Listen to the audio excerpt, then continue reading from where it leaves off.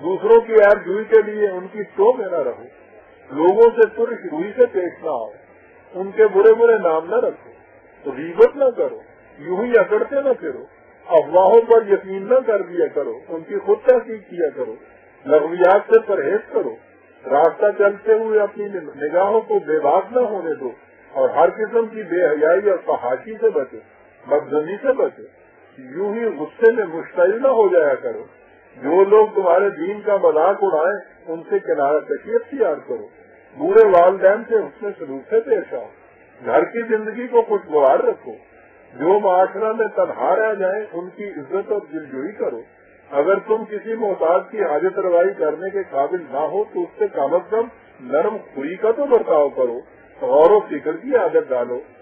میں نے قرآن کریم کی اخلاقی ہدایات میں سے یہ چند ایک مثال کے طور پر آپ کے سامنے پیش کی ہے۔ آپ فرمائیے کہ ان میں سے کون سی بات ہے جس پر بحالات موجودہ انفرادی طور پر عمل نہیں کیا جا سکتا؟ آپ سے میری التماس ہے کہ آپ قرآن فکر کی نشر و اشاعت کے ساتھ ساتھ اپنے ذاتی کردار کا بھی خیال رکھیں، اور حق تو یہ ہے کہ فکری پیشکش بھی اسی کی مؤثر ہو سکتی ہے جس کا کردار قابل اعتماد ہو، جو بھرے مجمع میں کہہ سکے کہ میں نے تم نے اپنی عمر گزاری ہے، تم اس سے اندازہ لگا سکتے ہو کہ میں کس قسم کا آدمی ہوں۔ میرے عزیز رفیقو، زندگی کی ان چھوٹی چھوٹی باتوں کو معمولی نہ سمجھو، کیریکٹر کی تو پہچان ہی روزمرہ کی زندگی میں کسی قسم کے چھوٹے چھوٹے امور سے ہوتی ہے۔ واضح رہے کہ میں نہ کسی جماعت کا امیر ہوں، نہ کسی فرقے کا امام، نہ کسی سلسلہ تصوف کا مقتدا، تو کبھی ہوا کرتا تھا، اللہ مجھے معاف کرے، میں ان میں سے کچھ بھی نہیں ہوں جو آپ احباب سے حکمن کچھ کرا سکوں یا آپ کا مواخلہ کر سکوں۔ میں تو آپ ہی میں سے ایک ہوں، اور جو کچھ آپ سے کہتا ہوں وہ تواصل بالحق اور تواصل بالصبر کی ذہن میں آتا ہے، یعنی رفقائے کار کا ایک دوسرے کو حق اور استقامت کی تلقین کرتے رہنا۔ اس توصیہ کے بعد میں آپ سے گزارش کروں گا کہ آپ دنیا کے تان و تشویش اور جھوٹی الزام تراشیوں اور بہتان بازیوں کی پرواہ کیے بغیر اپنی خود عائد کردہ ذمہ داریوں سے عہدہ برآ ہونے کے لیے گھر گھر میں عمل رہی۔ کسی کا ایک بڑا خوبصورت مصرع ہے، اور پھر ذکر کے وہ فارسی زبان نہیں ہے بڑا خوبصورت، خلقے پسے دیوانہ خلقے پسے دیوانہ دیوانہ بکارے، دنیا اینٹ پتھر لیے گالیوں کی بوچھار کیے ہوئے دیوانے کے پیچھے پیچھے ہے، اور دیوانہ اپنی دھن میں مست بیگانہ وار چلے جانا۔ خلقے پسے دیوانہ بکارے،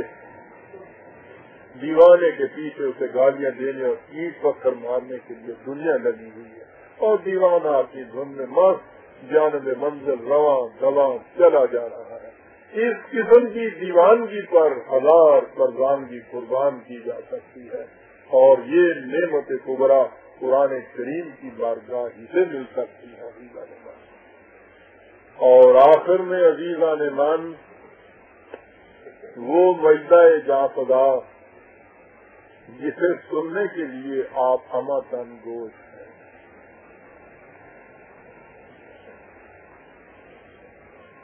اس مقصد کے پیش نظر کے ارباب ذوق قرآن کریم پر خود غور و فکر کرنے کے قابل ہو سکے،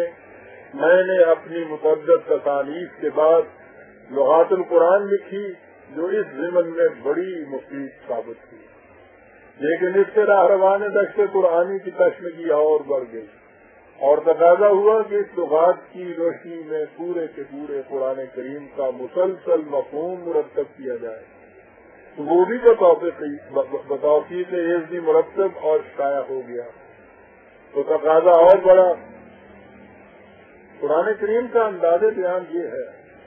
کہ وہ کسی ایک موضوع پر بتمام و کمال ایک ہی جگہ بات نہیں کرتا، اسے مختلف مقامات پر متنوع پیرایوں میں پیش کرتا چلا جاتا ہے۔ اس کی تعلیم کو سمجھنے کے لیے ضروری ہے کہ یہ تمام مقامات بیک وقت سامنے آ جائیں۔ میں نے قرآن کریم کو اسی انداز سے سمجھا تھا اور اس کی آیات کو اسی ترتیب سے مربوط کیا تھا۔ اسے اصطلاح میں تبدیل یا کوڈیفیکیشن یا کلاسیفیکیشن کہتے ہیں۔ اس کا ضخیم مسودہ مرتب ہو چکا تھا کہ پچھلے سال آپ احباب نے تقاضا کیا کہ اسے بھی شائع کیا جانا چاہیے۔ آپ کی اس قدر صادق اور حوصلہ افزائی نے مجھے بھی اس پر آمادہ کر دیا، چنانچہ اس مسودہ کی کتابت شروع کرا دی گئی۔ معلوم نہیں وہ کتنی جلدوں میں سما سکے، لیکن کافی غور و فکر کے بعد یہ بات سامنے آئی کہ اس سے اسی صورت میں استفادہ کیا جا سکتا ہے جب اس کا انڈیکس سامنے ہو، اور ظاہر ہے کہ انڈیکس اسی وقت مرتب ہو سکتا ہے جب وہ تمام جلدیں شائع ہو جائیں۔ اس میں ظاہر ہے کہ وقت لگے گا، لیکن چونکہ اس کا مسودہ مرتب اور مکمل ہے، اس لیے اس کے تباہ ہونے میں وقت تو لگ جائے گا۔ امید ہے کوئی رکاوٹ سے نہیں آئے گی۔ اور میں نے اس کے بعد اطمینان کا سانس لیا کہ اس ضمن میں میں نے جو کچھ کرنا تھا وہ بحمداللہ کر چکا ہوں، اور اب میں ملازمت پیشہ حضرات کی اصطلاح میں یعنی اپنی اصطلاح سے ریٹائر ہو جاؤں گا۔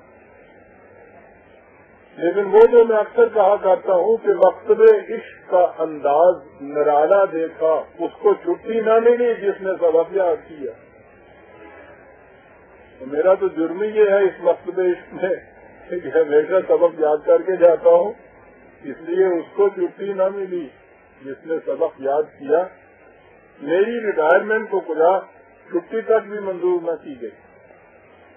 میرے درس قرآن کا متواتر سلسلہ قریب 20 سال سے جاری ہے۔ ان میں شرکت کرنے والے ارباب ذوق کا فیصلہ یہ ہے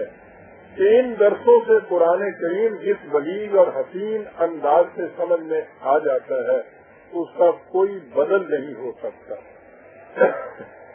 یہ درس ٹیپ ریکارڈر کے ذریعے محفوظ کیے جاتے ہیں۔ کوئی 10 سال ادھر کا ذکر ہے کہ میرے ایک قدیمی رفیق ملک ظہور احمد صاحب نے زبان سے بار خدایا یہ